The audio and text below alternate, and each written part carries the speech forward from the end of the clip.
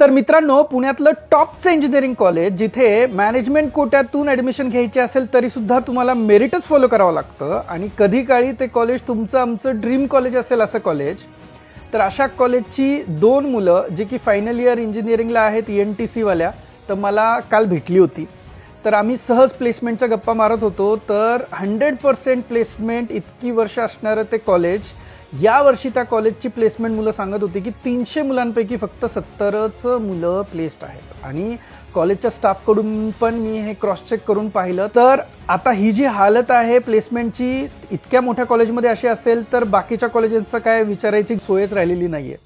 USच्या strategies, AI आल्यामुळे, overall कंपनींचे जे ले ऑफच्या स्ट्रॅटेजीज आहे याच्यामुळे हे सगळं होत असेल तर खूप अवघड आहे आपल्यासारख्यांसाठी. आपल्याला याच्यातून कसं पुढे यायचं आहे याचा एक वे आउट काढणं खूप गरजेचं आहे. याशिवाय जॉब सोबत तुमच्याकडे जर काही नवीन आयडिया असतील, स्टार्टअपसाठी असतील, बिझनेससाठी असतील, ज्या की कमी इन्व्हेस्टमेंटमध्ये आपण सुरू करू शकत असू, तर तुम्ही मला नक्की DM करा, जेणेकरून मी थोडीफार जर मला काही मदत करता आली तर तुम्हाला नक्की मदत करू शकेन. आणि ते कॉलेज कोणतं आहे तुम्ही मला कमेंट सेक्शनमध्ये नक्की सांगा.